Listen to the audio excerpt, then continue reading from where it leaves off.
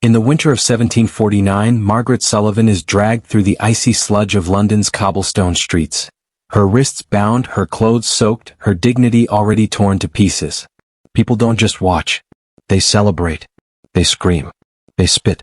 They hurl rotting cabbage, clumps of mud, animal entrails, anything filthy enough to remind her she no longer counts as human.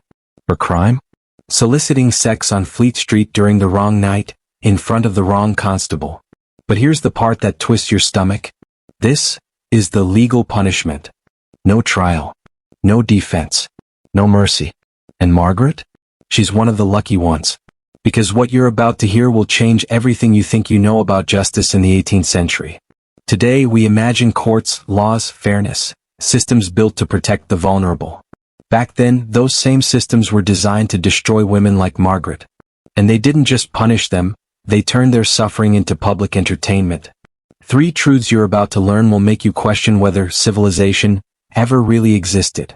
First, the public torture method that drowned dozens of women, and courts proudly called it correction. Second, the legal loophole that made it nearly impossible to prosecute the rape of prostitutes. Third, the merciful workhouse that operated like a torture chamber, documented in sickening detail by a parliamentary investigator who couldn't believe what he saw. And before this ends, I'll reveal the government organizations that paid bounty hunters to entrap these women, because the system didn't just tolerate their suffering. It profited from it. All of this comes directly from court records, medical reports, and survivor testimonies. No myth. No exaggeration. This happened.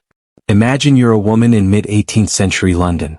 Your husband is dead or abandoned you or simply never existed. You have children. You have no savings. No political rights. No legal protections. Factories don't hire women. The government offers no assistance. Charity is a myth, reserved for the wealthy to feel righteous, not to actually help the poor. Your options are brutal. Domestic service, £8 a year. Barely enough to keep your children alive. Sex work, £8 a month. Enough to survive, if the constables don't drag you into the streets first. Women didn't choose prostitution. Prostitution chose them. By 1750, 1 in 5 London women depended on sex work for survival. That's not a statistic. That's a city of desperation. But the hypocrisy lurking underneath is even more disturbing. Here's the contradiction that made everything worse. Sex work was technically illegal under vagrancy laws. And yet, the government licensed brothels. Magistrates taxed brothel owners. Constables took bribes to protect certain establishments. Politicians and aristocrats were regular customers. London treated prostitution like an economic engine, but punished the women who made it run. Think about that for a second. The same magistrate who signed a brothel's operating license in the morning could sentence a young woman to public torture in the afternoon. This wasn't about morality. It wasn't about justice. It was about control over women's bodies, labor, and humiliation. Prostitutes weren't considered criminals in the way we define crime today. They were legally classified as disorderly persons. That label meant you could be arrested with no specific charge. You could be punished with no trial. You had fewer rights than men convicted of actual felonies. The punishment system wasn't designed to reform you. It was designed to terrify everyone who watched. Authorities believed that if they made the consequences horrifying enough, humiliating enough, public enough, it would frighten other desperate women out of choosing sex work. They were wrong. Instead, the system turned into a 130-year spectacle of state-sanctioned cruelty, and over 2,000 women were killed or permanently disabled because of it. And the first method was deceptively simple. Picture a wooden chair mounted on a long beam beside a river or pond. At first glance it looks harmless. Something you'd see at a countryside fair. But the ducking stool was a public execution device disguised as moral punishment.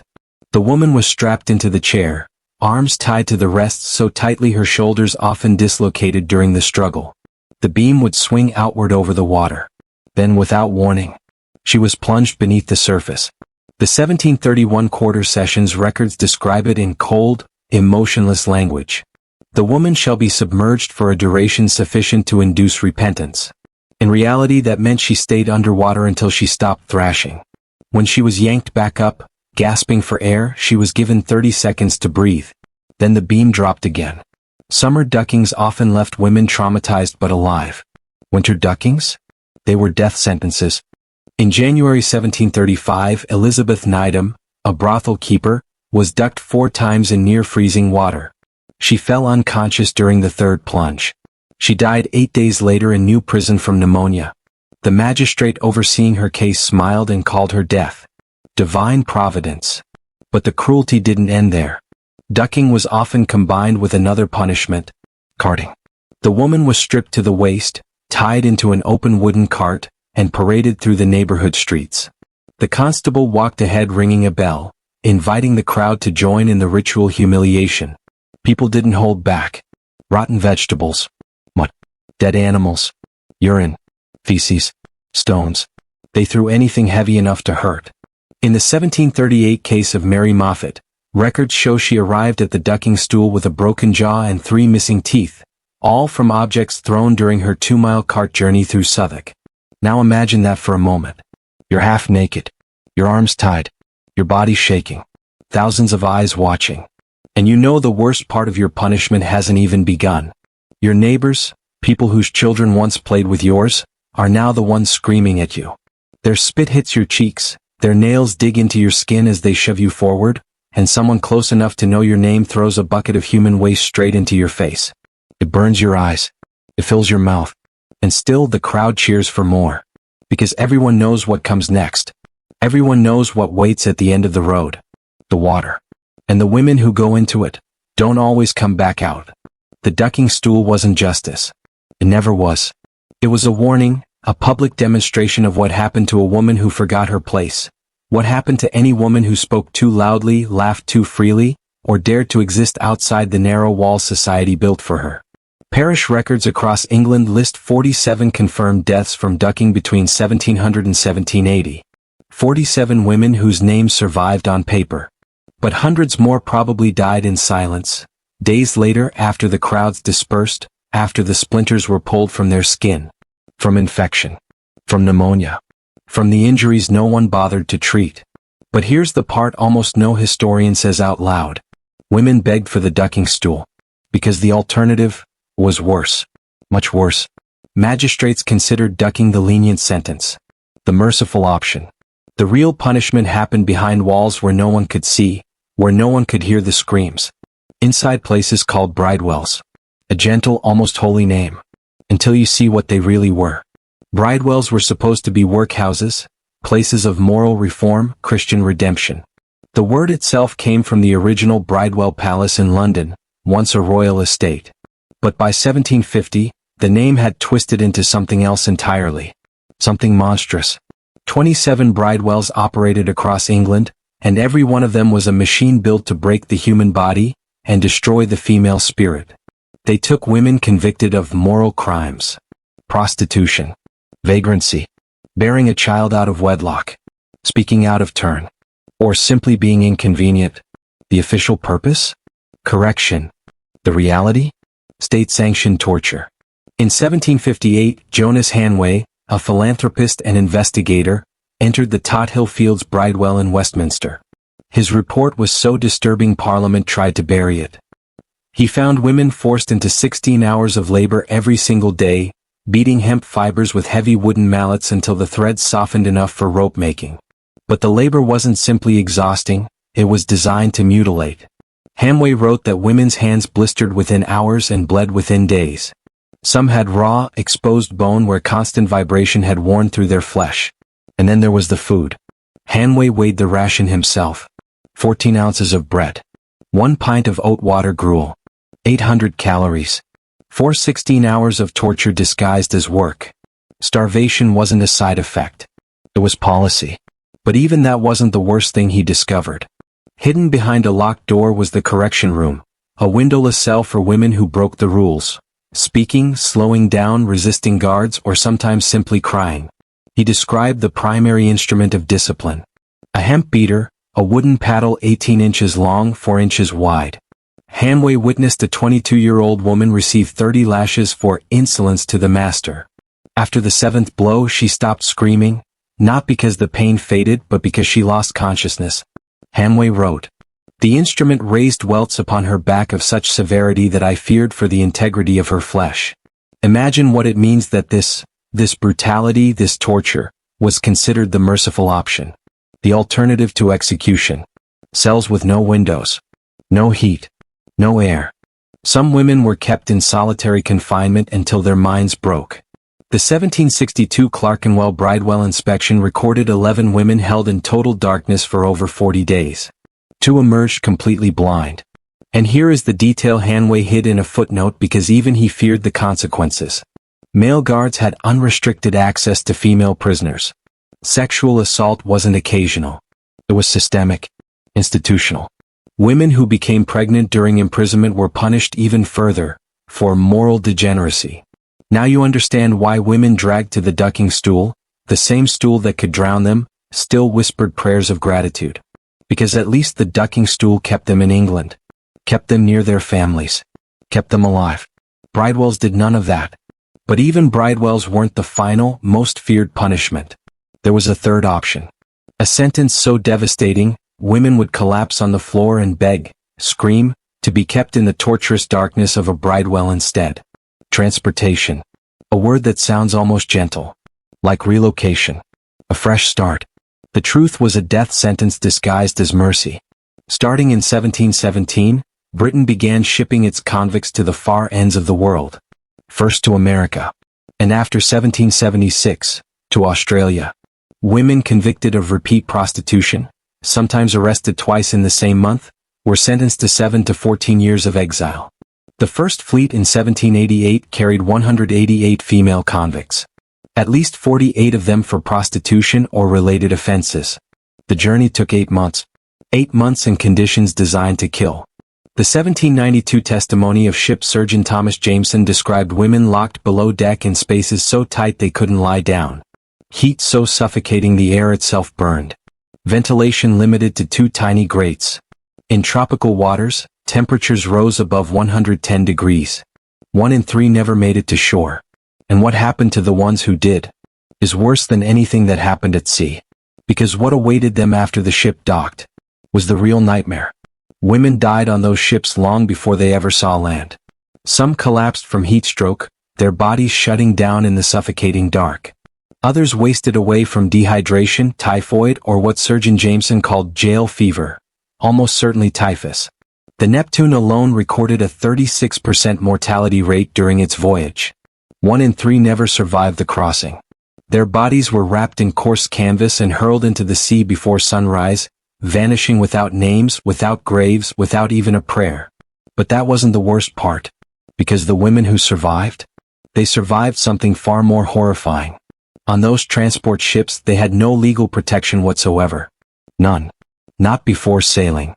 Not during the voyage. Not after arrival. A 1777 legal precedent, Rex versus Higgins, established something monstrous. Prostitutes could not be victims of rape under English law. The reasoning? By selling sexual consent once, they had supposedly waived the right to withdraw it. It didn't matter if they said no. It didn't matter if they screamed. It didn't matter if they bled. Magistrates cited this ruling for 50 years. Now picture what that meant on a ship packed with sailors, officers, and soldiers who knew every woman on board had zero legal recourse. No protection. No rights. No humanity. In 1803, a woman named Sarah Marshall, one of the few who ever made it back to England, gave sworn testimony after receiving a pardon. She described how the crew used the women as they saw fit, day after day, night after night. Like property. Like livestock. She reported the assaults to the captain. His response is documented in her testimony. "You are of no consequence. Be grateful for the attention." That was the law. That was the system. That was her reality. And if you think it ended when the ship reached Australia, you are not prepared for what happened next. Upon arrival in New South Wales, transporting women weren't treated as free laborers or even as prisoners. They were assigned to households, to settlers, to men with land and authority, men who decided what their servants were expected to do when the sun went down. The 1814 Colonial Office report spells it out with chilling clarity. It states that transported prostitutes were especially sought after because Their previous profession renders them compliant to masculine authority. This wasn't a misunderstanding. This wasn't accidental. This was policy. Between 1787 and 1824, around 4,500 women were transported. At least 800 had been convicted primarily of prostitution-related offenses. And out of those 800, we have return records for only 34. 34. The rest, hundreds upon hundreds of women, disappeared. Into the wilderness. Into forced marriages. Into the graves no one bothered to mark. But here's what almost no one talks about. Who orchestrated these arrests? Who built the system that fed women into bridewells, ducking stools and transport ships? Who profited from every conviction? Because this wasn't random cruelty. It was a business. A religiously branded business. In 1690, a new organization rose in London with a righteous-sounding name. The Society for the Reformation of Manners. It sounded angelic. It sounded moral. It was anything but. The society created one of the first bounty hunting systems in English history. Their goal was simple: punish immorality. Their method was terrifying. They recruited moral constables, private citizens with no training, no supervision, and no limit on how many arrests they could make. These men were paid per conviction. In 1725, the rate was 5 shillings per prostitute arrested, roughly a working man's weekly wage. Do you see the incentive? Arrest more women. Arrest them fast. Arrest them whether they deserved it or not. And they did. Their tactic was entrapment. Society records from 1735 describe the routine. A well-dressed man approaches a woman on a street corner. He offers money for sex. If she accepts, or even if she hesitates, a constable leaps out of the shadows and arrests her. There was no trial. No defense. No right to question the man who approached her. The testimony of the client was enough. The bounty hunter gets paid. The woman gets sentenced. The cycle continues. Between 1690 and 1738, the society proudly recorded 101,683 prosecutions for moral offenses. 100,000 lives destroyed. And they were proud of it. But their influence didn't stop at arrests. They pushed Parliament for harsher penalties, and Parliament complied. The 1752 Murder Act is remembered for its execution reforms. But hidden inside was Section 4, which extended aggravated execution practices to repeat offenders of moral crimes. In practice, this meant a woman convicted of prostitution for the 3rd time could be executed, and after execution, her body would be denied burial. Instead, it would be delivered to the company of surgeons for anatomical dissection. To an 18th century woman, this was worse than death. Dissection meant no Christian burial, no grave, no afterlife, eternal damnation. Execution records from Newgate Prison show that between 1752 and 1772, 9 women were executed under this provision. All 9 bodies were dissected. Their names survive in the surgeons' ledgers. Elizabeth Banks, Mary Jones, Catherine Linhon, 6 more. Each one punished beyond death. But cruelty, like pressure, creates resistance. And in 1768 the women fought back. When Sarah Prino was arrested in Covent Garden and sentenced to public carding, something extraordinary happened. Approximately 300 prostitutes and brothel workers organized themselves. No leaders, no planning, just raw fury, and marched into the street. They surrounded the cart. They freed Sarah. And then they marched straight to the home of the Bow Street magistrate, Sir John Fielding. They smashed his windows, tore up his garden, set his carriage on fire. The newspapers called it the riot. The censored slur newspapers refused to print. Legally it changed nothing. But it proved something far more important. These women weren't passive victims. They were survivors pushed past the edge. And when people are pushed far enough, long enough, brutally enough, they don't break. They ignite. Because what happened next, what the authorities did in response to this riot, was so extreme, so vindictive, so strategically cruel, that even Parliament tried to hide it. And here's the part most people never hear. Some of these women chose to fight back, fully aware that resistance would make their punishments worse. They weren't naive. They weren't reckless. They simply refused to die quietly. That is courage in its rawest, most defiant form. Not the kind you read in storybooks. The kind carved out of starvation, humiliation, and pain. The kind born in places where hope isn't allowed to exist. But even the fiercest resistance couldn't stop the machine. The laws didn't begin to shift until 1824, when transportation for prostitution was finally abolished. Not because society suddenly grew a conscience, but because transporting human beings across the world had become too expensive, too logistically complicated, too politically inconvenient. The Bridewells kept operating until 1860, long after reformers declared them outdated. Long after inspectors reported women going blind in dark cells and starving in silence. And the ducking stool? Its last recorded use in England was 1817. Think about that. A medieval torture device, still being used in the 19th century.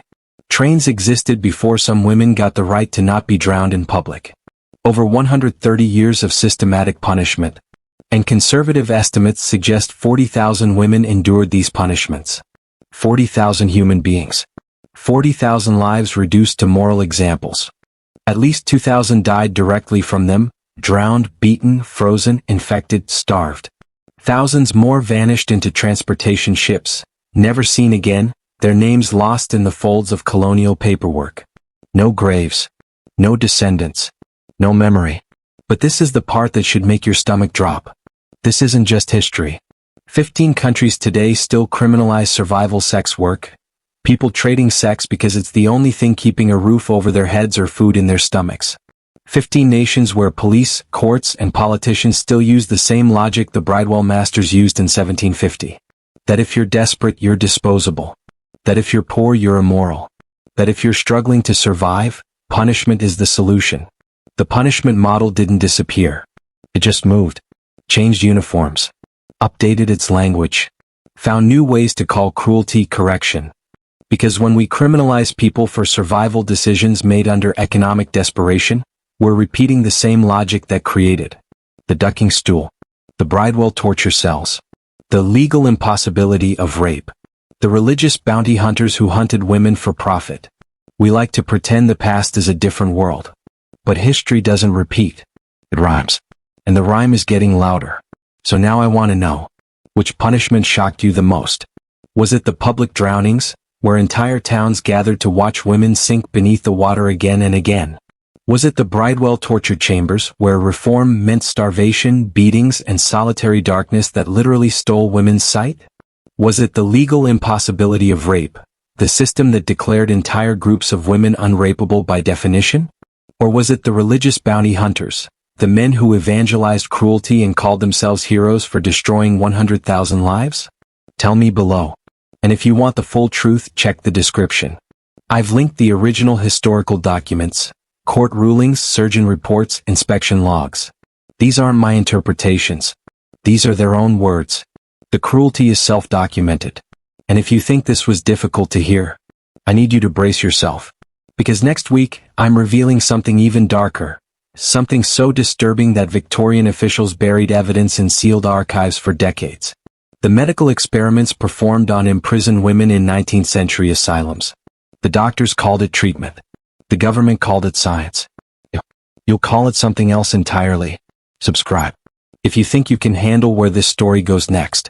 Because we're about to descend into a chapter of history so horrific that even the surgeons who documented it begged Parliament to intervene. And Parliament refused. See you in the next investigation, if you can stomach it.